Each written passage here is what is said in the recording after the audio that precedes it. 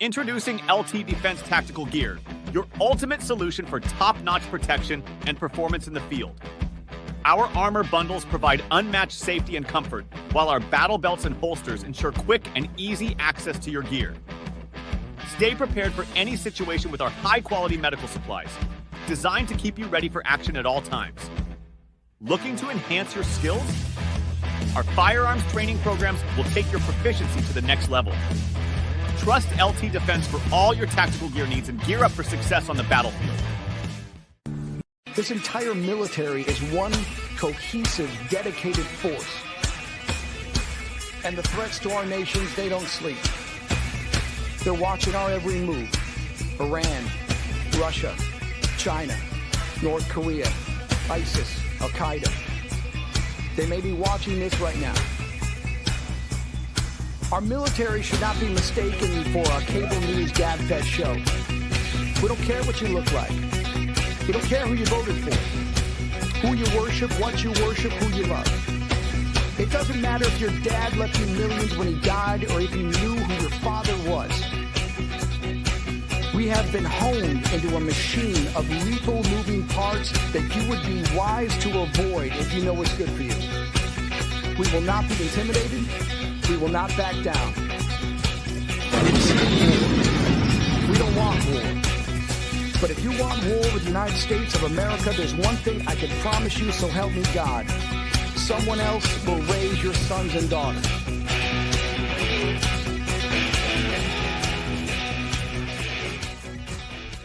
Military Broadcast Radio, the station that's giving veterans a voice.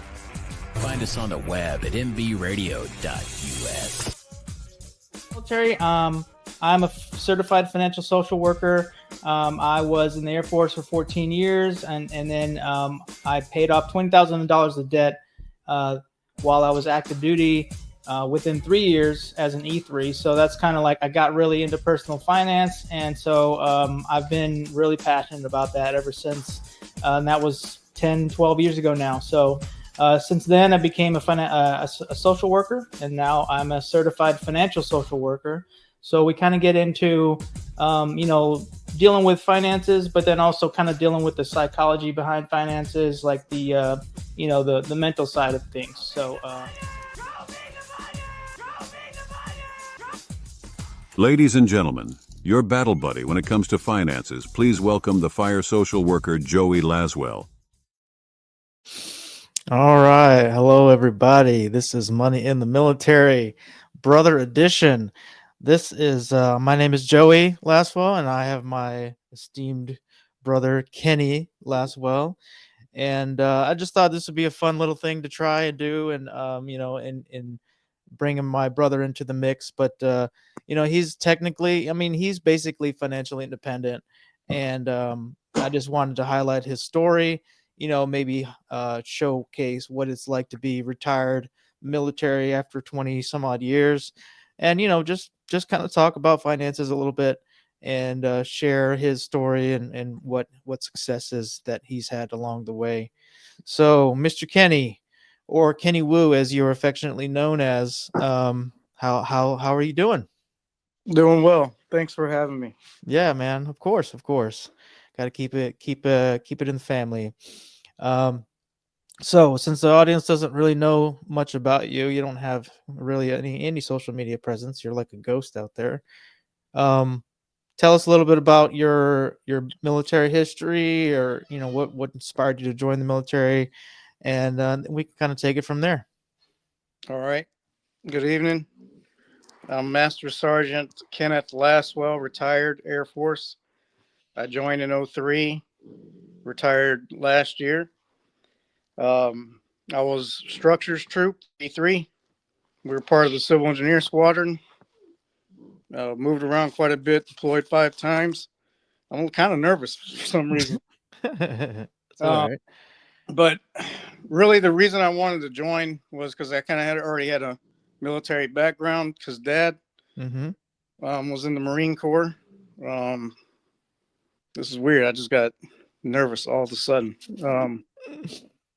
But at the time, my fiance was pregnant, and really wasn't doing much. So I saw an opportunity to kind of jump into something, not really knowing what I was getting into, but it turned out to be the best decision I've ever made. Nice. Yeah. I mean, I've seen it firsthand, the transformation and everything that is done for you. And I mean, I've already mentioned it in previous episodes, but you were the inspiration for me to join the Air Force, because I saw everything that it had done for you. And I was like, well, Kenny's doing really well. I should do the same thing. So you technically, yeah, you inspired me by you doing what you did and serving the country yourself. So I just want to say thank you for that. Thanks. So we got Amber. We have a comment already. So Amber from Into the Weeds podcast says hello with a Hello. fun little alien emoji.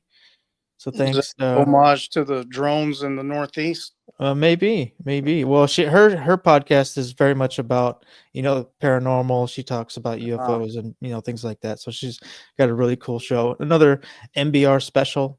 So check out MBR if you have if you have some time. Got some very interesting and various content out there for all your consumption needs. So a little plug for MBR. I wouldn't be here without you guys. So thank you, MBR. All right, so yeah, you joined 2003. Wanted a better life. How was that early period of time for you in the Air Force was like a E2, E3, or how did that work out for you? Yeah, so I signed up for 6. So that was automatically E3 once I graduated tech school. It was kind of weird because, because I wore the A1C. I wore, the 2 stripes all through tech school, but I didn't get paid that until I actually graduated. I think that's how it worked. I don't remember, but it was something like that. Or maybe it was upon graduation of basic. I Okay. can't remember. Yeah, that sounds about right. But yeah, I mean, early on, we had 3 young kids living in base housing at Luke Air Force Base. We kind of look back at it now and kind of wonder how we did it because we did have car payments. Mm-hmm. We had 2 car payments and we had cable television. Didn't have much stuff, but it wasn't a struggle, and I think to really be successful,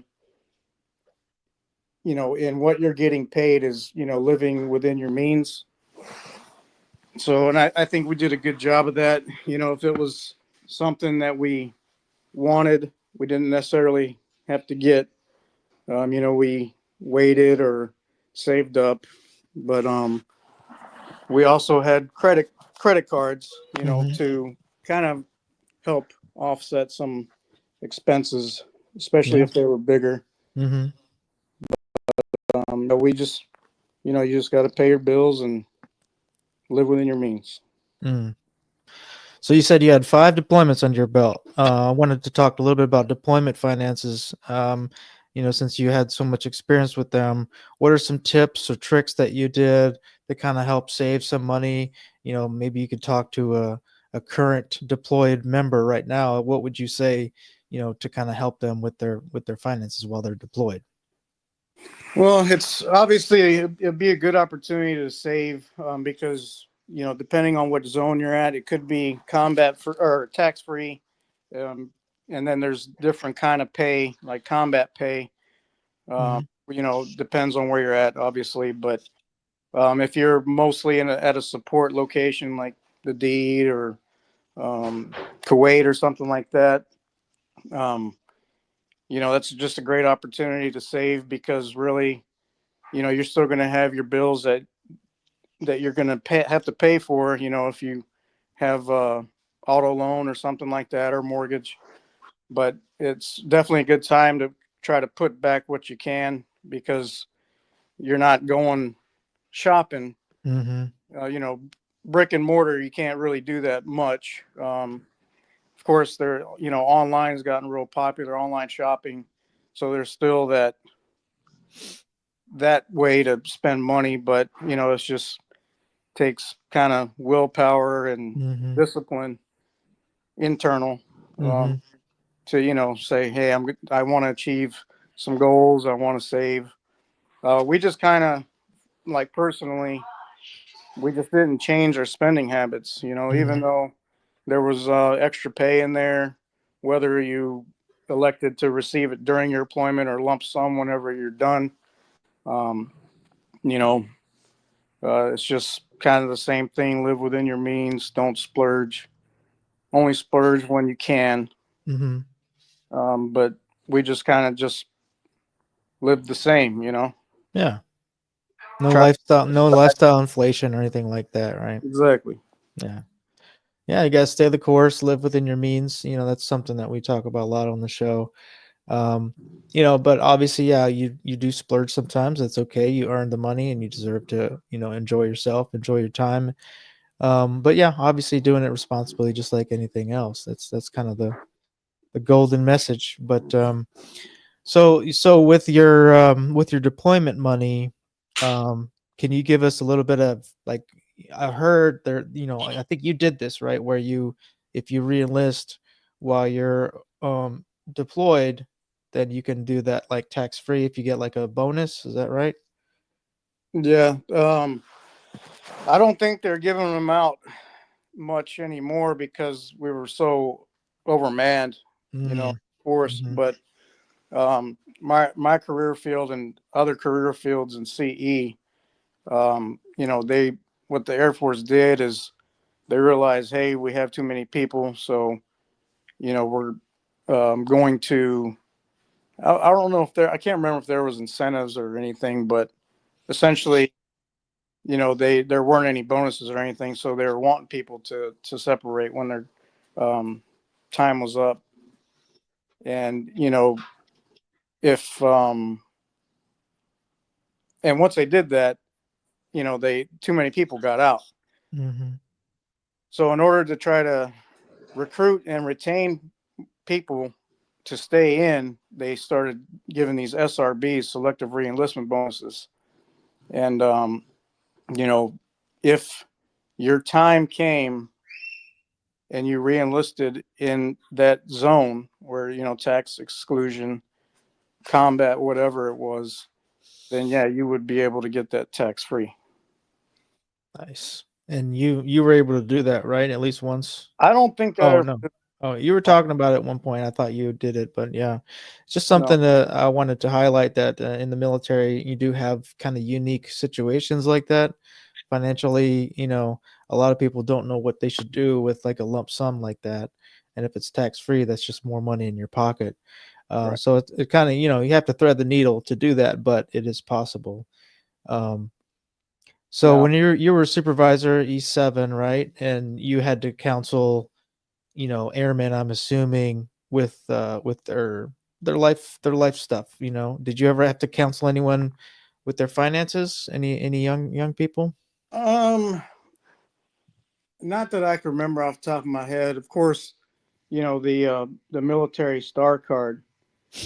It's a big one because if there was a delinquent payment or something, that goes Hmm. automatically to the first sergeant or the, Yeah. or the commander of first sergeant, one of those. So, that was, I guess, a common problem. But I wouldn't necessarily say that I had to counsel somebody because they were terrible with finances. Hmm. Because I mean, stuff happens. Maybe they just forgot to pay, but in that field of finances, it's like, hey, make sure you pay your star card Hmm. because it's automatic, goes Right. to your leadership. Yeah. For those that don't know what a star card is, it's a military star. It's like a credit card that military members, is it just Air Force or is it all military members? I think it's all military members, right? Yeah, I'm not sure. Okay. Yeah, well, it's like a credit card that you can use on base at different establishments, and you can kind of use it to build your credit, but it's also kind of tricky because it's sometimes young people's first instance of credit, and they don't know how to necessarily use it properly, and they get you with that 10%. What is it, like 10% discount on your first purchase? Yeah. So a lot of people got sucked in by that. I think I did too, honestly, if I'm looking back on it. But yeah, like 10% off your first purchase, and then basically they would give you a decent amount, like credit limit sometimes, and next thing you know, you have this E3 living in the dorms that has a fully racked up star card, and they can't make the payments. So that's my my public service announcement for the military members right now. If you have a star card, use it cautiously, please, because like Kenny said, if you start messing up with your star card, then your chain of command is going to know about it, and you will have to pay that back. So, and you probably get in trouble too. All right, well, I wanted to kind of talk to you a little bit. Maybe, well, see, I think we actually have to do a little bit of a commercial break, so we'll play some music, and then kind of come back and talk some more later. But I wanted to highlight. I almost always play this guy Noah Peterson, but I'm working with him to try to get some of it. He's got a new album out, so I just wanted to highlight. He's a Marine Corps veteran based out of San Antonio. He plays really, really cool, fun music, and I always play his stuff. So hopefully he blows up. But here's Noah Peterson, and we'll be back after this.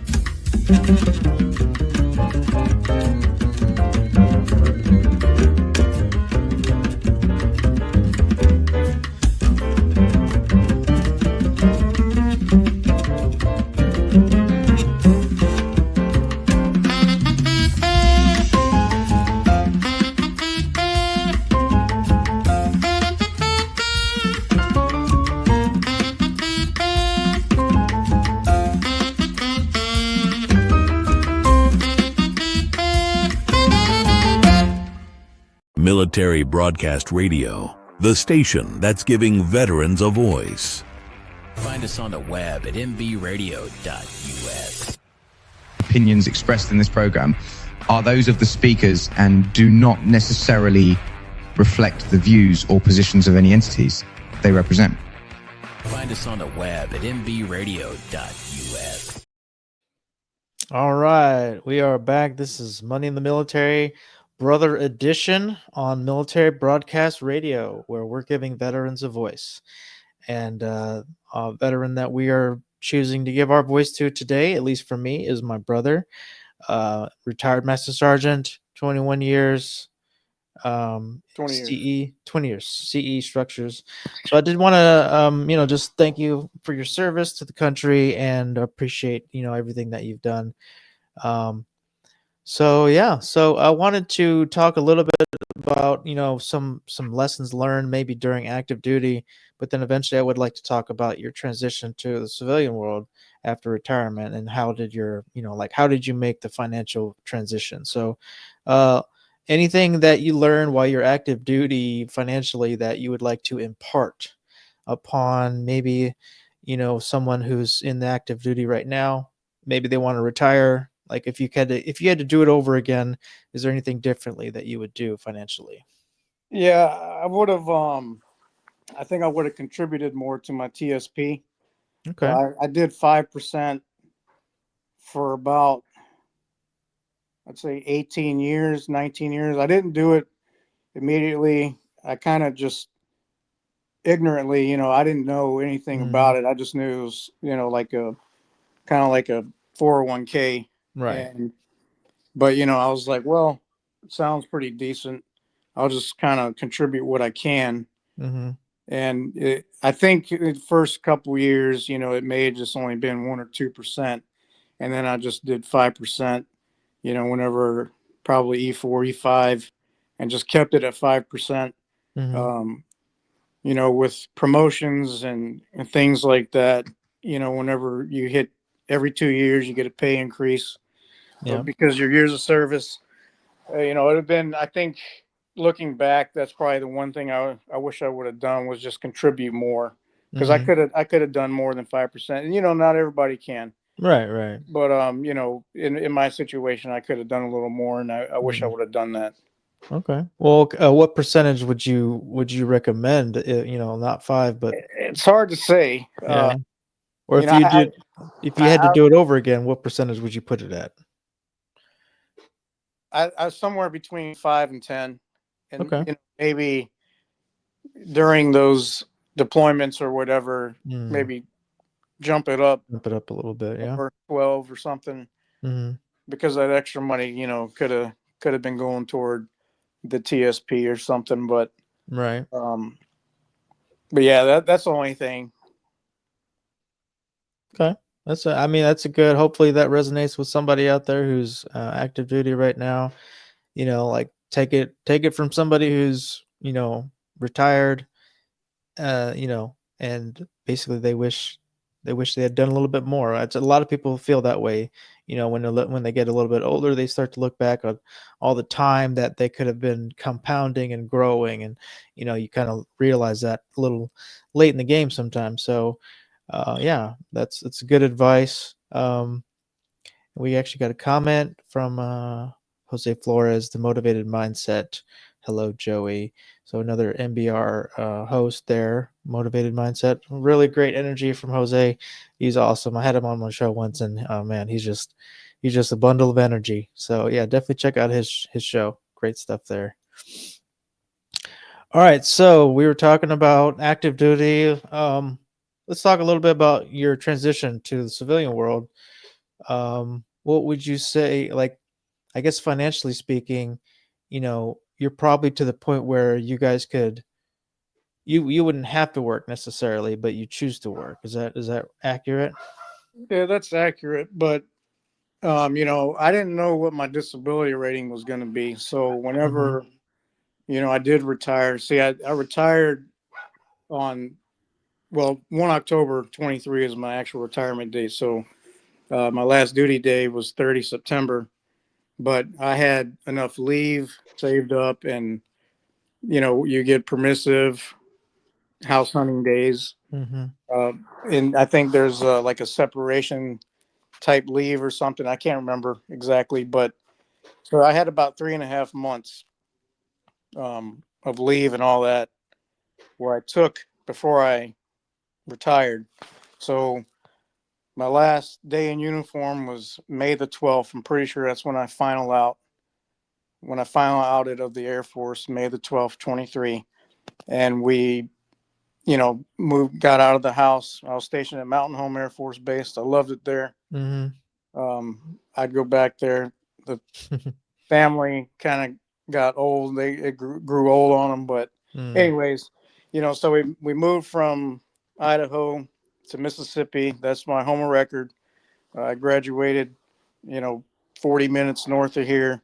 My in-laws live close, so we decided on Mississippi, which, cost of living is pretty low in the state. So, kind of factoring everything in, retirement, E7 with 20 years, I think it's like $2,600, something like that. And projecting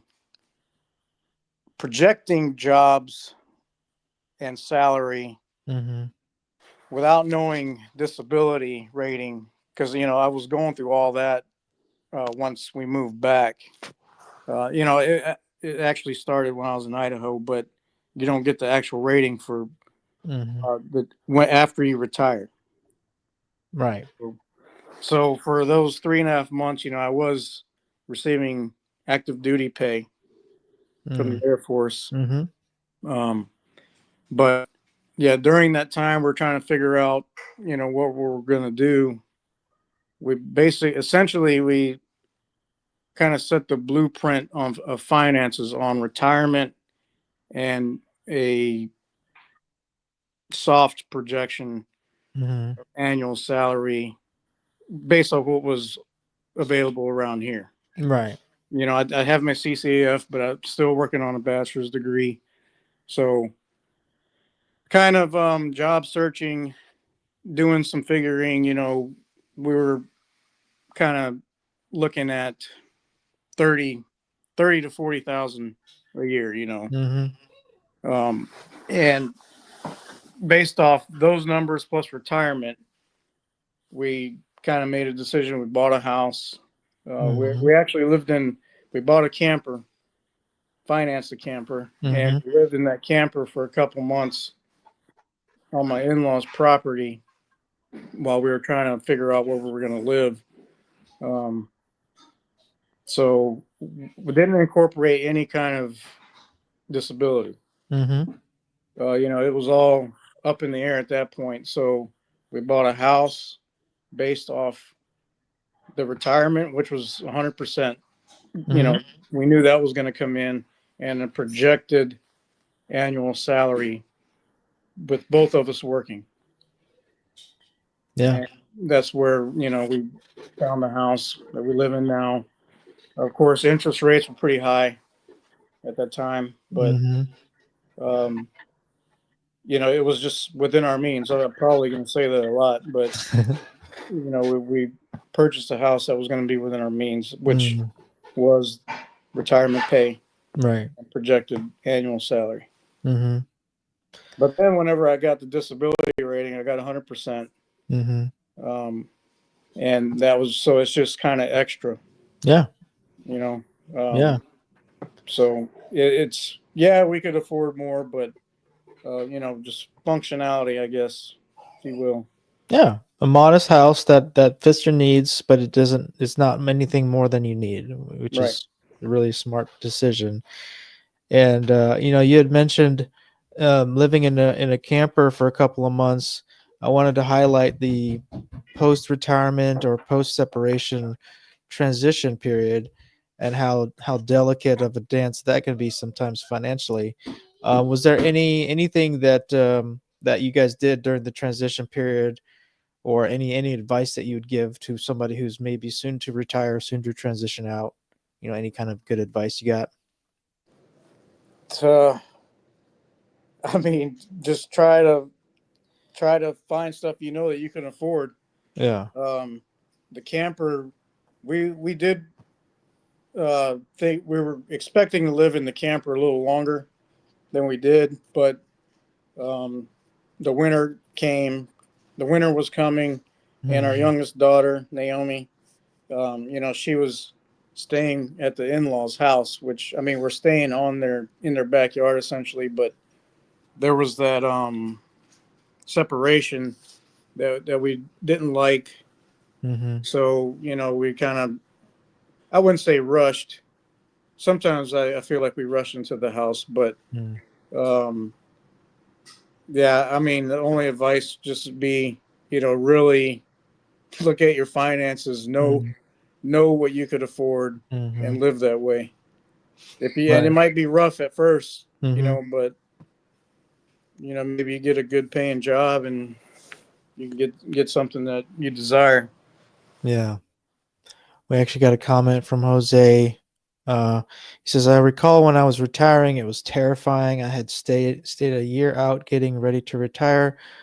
Was for me there where I was going to retire was the DMV area. I figured out what GS level I needed as an airman to maintain my same pay I was in, quality of life for him. It worked out and retired on a Friday on terminal leave, started to work on Monday. I did have 6 months emergency pay just in case. So that's a pretty good transition right there. Not everyone gets to go right into federal job, which is something that you've actually looked into as well, right? Trying to get into federal position. Yeah, that's what Jose got lucky. Because there ain't crap around here. Oh man, it's tough. It's tough. Like and then there's like a hiring freeze now, and there's all kinds of stuff. But yeah, that's. I mean, he did have a 6-month emergency just in case. So that's a huge one right there. And I would definitely advocate for people who are separating to have a cushion, like an actual legit cushion. Because you never know. There's so many unknowns when you separate from the military. So just Jose does comment. He says, I was lucky. So Jose admits it. He knows. Whenever you're separating or retiring, you have to do TAP and all that. So, and I think it's very harped upon in there as well. So I think 6 months is actually, the term used, 6 months of savings. And I think that's really good advice. I don't think we had that much. I think we probably had like 3.5, 4 months, but we knew that the retirement check was gonna come in. So, and plus living essentially rent free, in the camper. Yeah. With campers, you can do a longer loan, and your payments aren't that bad. But we were lucky on that because we were just on the in-laws property. If you have to go to a campground, I think it depends on where you're at, but maybe $500 to $700 a month. Yeah. So yeah, that adds up. And we looked into that at one point too, was getting an RV or like a tiny home or something, and just to kind of, a little alternative living and maybe try to save some money. It didn't work out, but RV living for some people is where it's at. They really like that. So, well, that's good stuff. I really appreciate you, sharing your story. We're going to take another quick musical break, and we'll be back and we'll talk, we'll talk about the civilian life, and maybe you can give some advice on the transition, and help out some fellow soldiers and airmen and whatnot. So we'll come back. This is going to be another Noah Peterson song, and we'll be back right after that.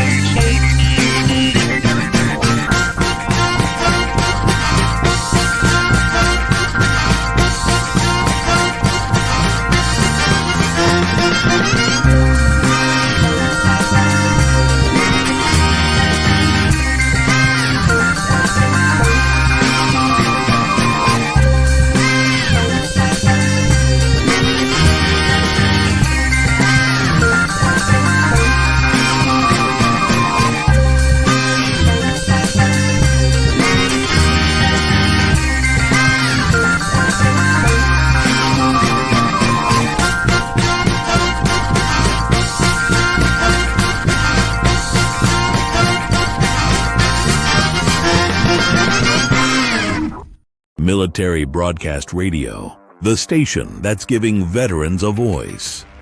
Find us on the web at mbradio.us. Opinions expressed in this program are those of the speakers and do not necessarily reflect the views or positions of any entities they represent. Find us on the web at mbradio.us. All right. Hello, everyone. We are back. This is Money in the Military, Brother Edition. We got Kenny Wu Laswell. I'm sure there's a story behind the Kenny Wu nickname. A lot of people know you as Kenny Wu, and they only know you as Kenny Wu.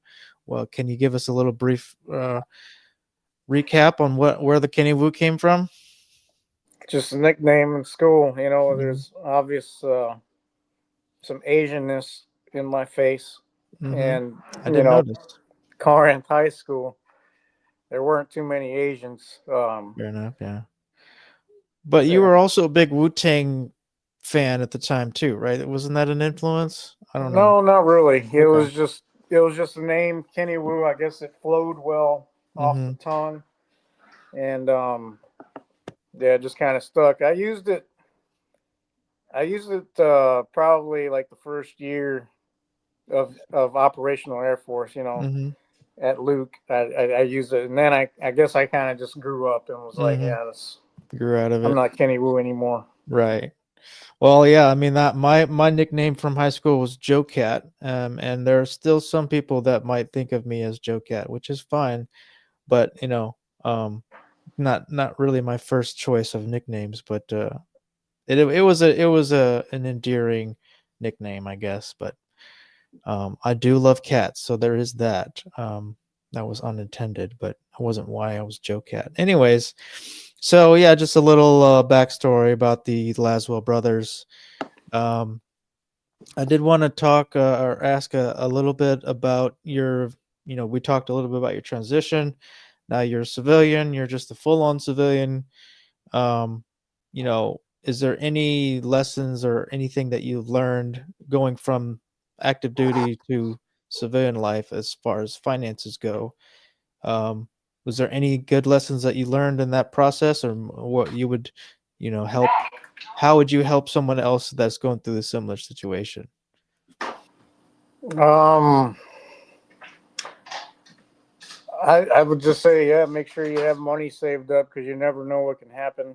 I kind of lucked up and got a job. It's not the job that I kind of jumped on the job for one because they were the only one that contact me back. So, I work at a state hospital, kind of three small facilities doing maintenance, which was kind of what I did, facility maintenance in the Air Force.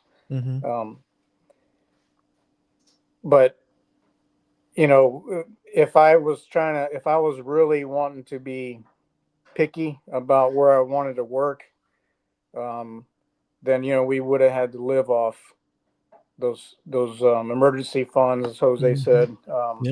Pretty much savings until either I had to just, chew on whatever I had to get, or have the spouse work and, live off her income. But then that probably dictate, we can't purchase a home yet. We're going to have to live in the camper, the travel trailer, things like that.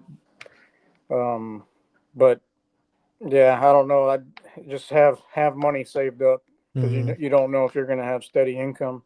Yeah, absolutely. And that's where I'm hoping that transitioning service members will take heed of this. Like if you're going to separate like a year out, at least, start getting your finances in order, because it's a tall order. You're losing your health care, you're losing housing, you're losing food allowance, there's so much that goes into what you're losing, and a lot of times you don't even realize you're losing it until you have to actually pay for it. And you're lucky enough you don't have to pay for health insurance, but I do.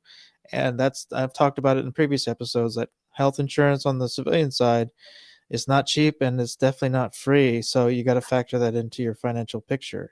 Oh yeah. So yeah, that's just a lesson that I've learned the hard way is, those costs add up very quickly. But yeah, you got a nice state job, right? State of Mississippi, which is it's really nice. Good, good solid foundation. So you're gonna try to work there for a few years, get vested, and then retire from there, probably. Yeah. The I wouldn't call it a goal, but the wish would be to retire at 55, which is another 12 years. Mm-hmm. Yeah, 11. How old am I? Yeah, 43. Yeah. 43. Yeah. So I've been there for, like I said, they were the only ones that call me back, and so I've been working there since August of 2023. There's Allison, and so I've been there for a year and 4 months roughly. Mm-hmm. So I told my supervisor, I said, I'll give you 6 months. I'll promise you 6 months of employment. I'll stay here for 6 months. Mm-hmm. But I am going to be looking, because I really wanted to go federal. Mm-hmm. But the federal job market around here is very, very thin in Tupelo. I think there's some Social Security, offices or something. Mm-hmm. Department of Treasury, I think there was a few, positions there. But Columbus Air Force Base, small pilot training base. It's about Mm-hmm. an hour away from me. I was looking hard at Columbus, and the Natchez Trace is a federal highway that runs through Mississippi, and the federal land Mm-hmm. it's Department of Interior, and there were some job openings there where I applied. I used veterans preference, things Mm-hmm. like that. But that the problem, and this is just an assumption, but um, it was doing maintenance, and I Mm-hmm. was like, essentially, I'm in my mind, I'm like, I'm a shoe in for this job, right? Mm-hmm. I did this for 20 years, active duty, Air Force. I'm a shoe in. Mm-hmm. So I never got selected. The same job opened again, and I applied and didn't get selected. So I think what it is, it's a good old boy. It's assumption, right? Mm-hmm. But whenever you're in small town, Yeah.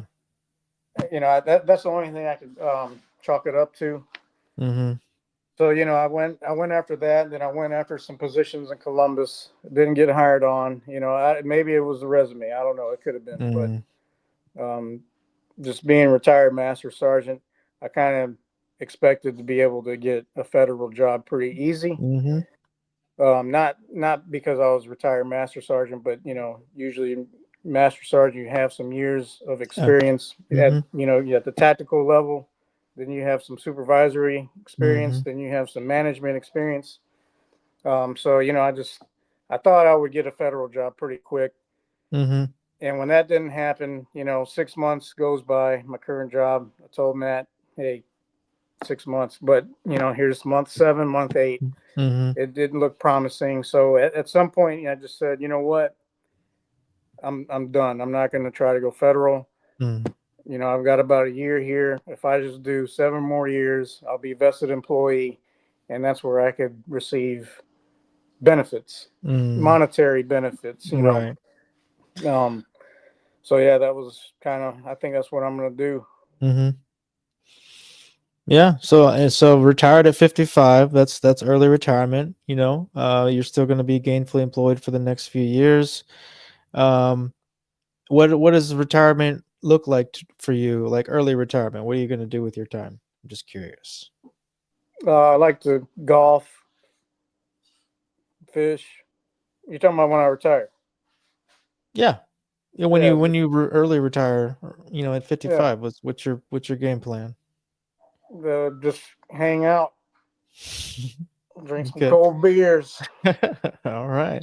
Yeah, that's living the life. We actually got a few comments coming in. Jose followed up.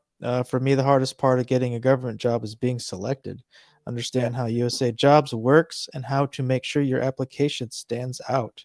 In my case, I had top secret clearance, and that's got me in the door. The rest was up to me and how to interview.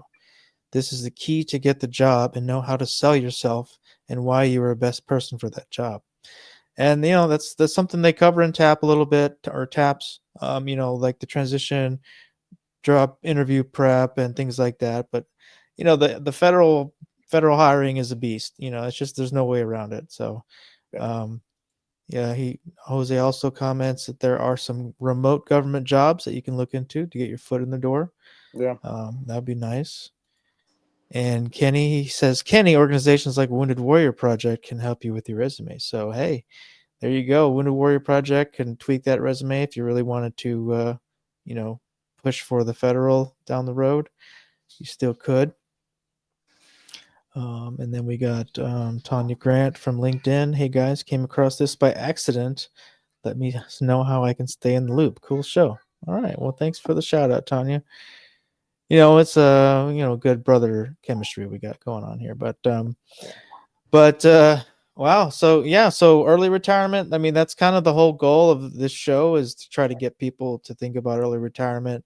It's it's not for everybody. Mathematically, it's not necessarily for everybody.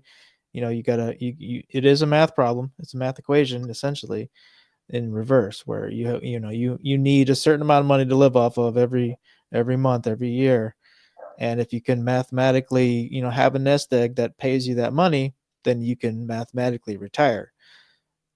Now, one thing that is in the early retirement community is, what does retirement look like? Because we have this idea of what retirement looks like, but for every person that's different. You retire at 55, you get 10 years to do, where other people are still working. You basically have the flexibility to do whatever you want. Some people they like to volunteer. Some people like to just relax and hang out and do all, just not have to work. That's kind of the whole point of the retirement. But some people actually like to work. So they'll do a variation, or they'll get a summer job type of thing, or a seasonal job, and just for socialization and bring in a little extra money. um, but that's where you kind of have to define what retirement is going to look like for you. So that's why I was curious, like, what you had lined up or envisioned in your mind's eye about what is early retirement going to look like for you. Well, I think it was just going to be 55 was just a wish A number, because, what? just like a number that you picked, kind of thing. Yeah, Yeah. to still kind of enjoy, because you start getting older, Mm-hmm. with my hips, I got bad hips, my rotator cuffs torn. Mm, So, like these are things that, when a retirement, like when I say golf and fish, things that I hope I can still do at right. 55. There's no problem now. Yeah, their pain flares up and stuff like that. But, if I wait any older than that, then, Mm-hmm. there might not be the opportunity to do those things. Um, so 55, I think, is just the age where you can still go out and be active and enjoy things. Um, and I think by 55, just financially, it'd be doable. We still have Yeah. Naomi at home. She'll be 13 in March. Just kind of going off historical patterns from the other kids. Mm-hmm. She'll probably be gone at between 18 and 20 or something. Um, they'll put me at 51, 52. Mm-hmm. And And you'll be an I empty think, nester. what's that? You'll be an empty nester. Yeah, be an empty nester. And, by 55, maybe we'll be able to put more away because, maybe she'll be financially on her own, Mm-hmm. which, the kids are pretty much there. We still help Brianna out. Yeah. We help Callie out with the car, but, you know, they still receive help, but for the most part, they're financially straight, Yeah. Yeah. or Sounds like you. financially doing it. I'll say that. Yeah. I wouldn't say Okay. straight, financially doing it. Well, like that's the tricky part of raising kids is that you want them to be self-sufficient, but you don't want to just cut them off completely. So it sounds like you're finding that balance yourself. So that's awesome. I really, this has been a great conversation. I really hope somebody took some things from this. Um, got some great comments from Jose, and I was going to ask you something. Um, oh, so going off of the early retirement conversation kind of thing, but like, let's say you win the lottery and you literally don't need any money. Like, what are you going to put your money into? What are you going to do with your time? Well, I've never really done. Well, I haven't. I haven't done. Um, what is that? Mm-hmm. Investments. I haven't. The TSP kind of does that depending on which index fund you put it in or whatever. Yeah. Mm-hmm. Um, but as far as like actually playing investment The stock person, market. Yeah. yeah, I've never done that. That's probably something I might look into, obviously through probably like a Edward Jones or something like that, Mm-hmm. because I don't think I have the interesting being interested enough factor to do Mm-hmm. that,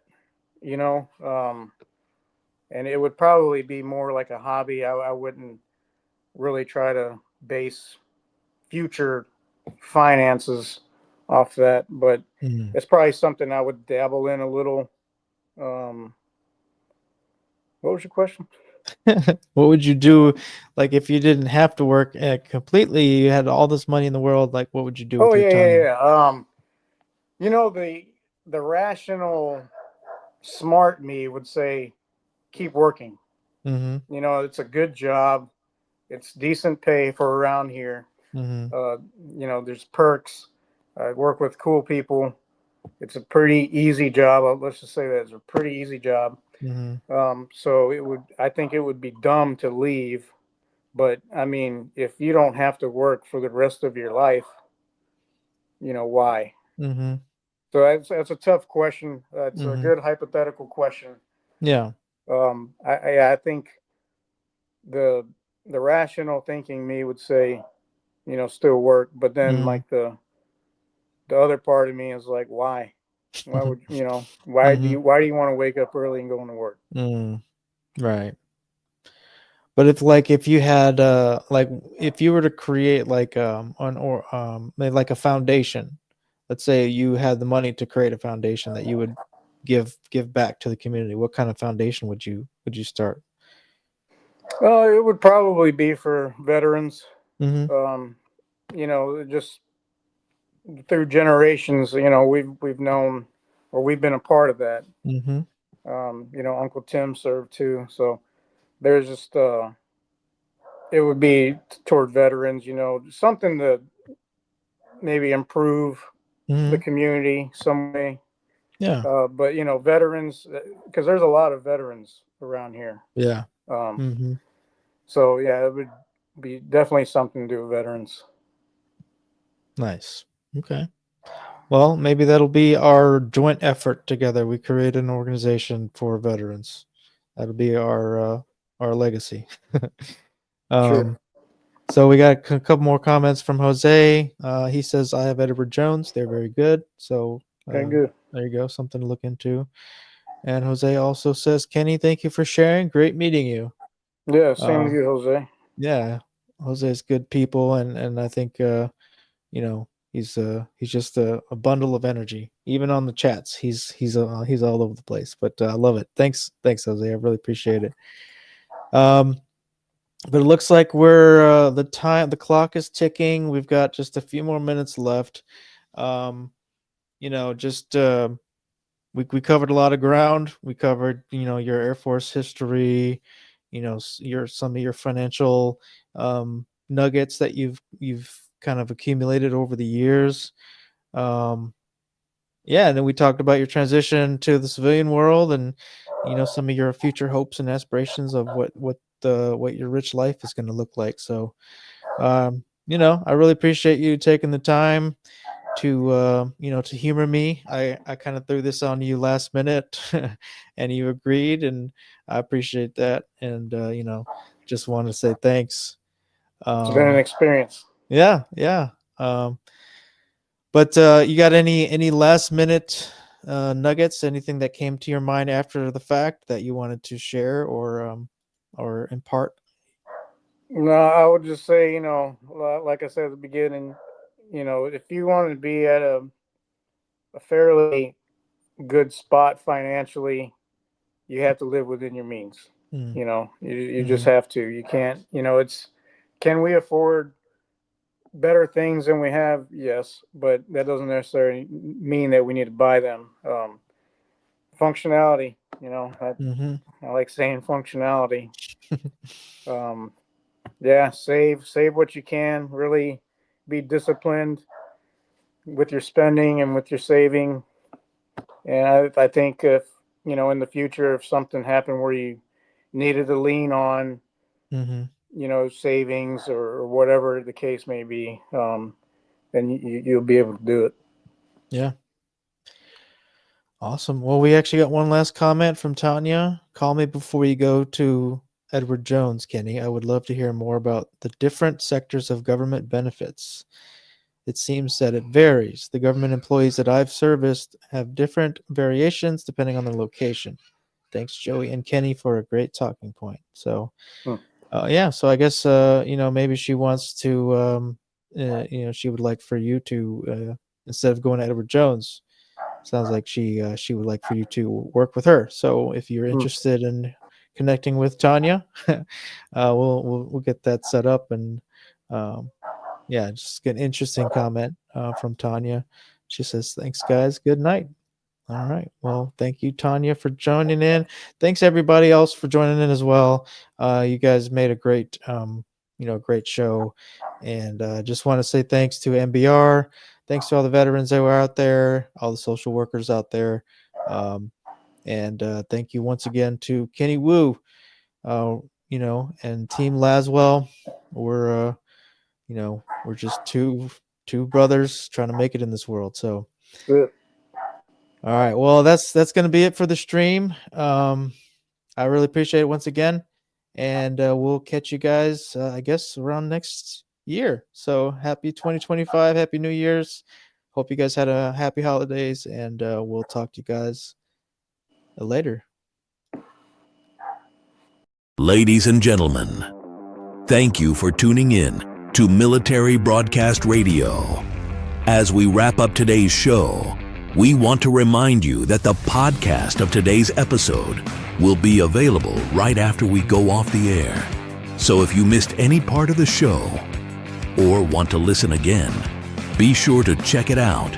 And remember, we're here to support and honor our veterans.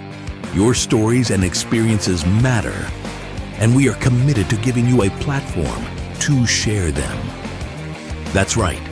We're here to give our veterans a voice. So don't forget to catch the podcast and stay connected with us. Giving our veterans a voice.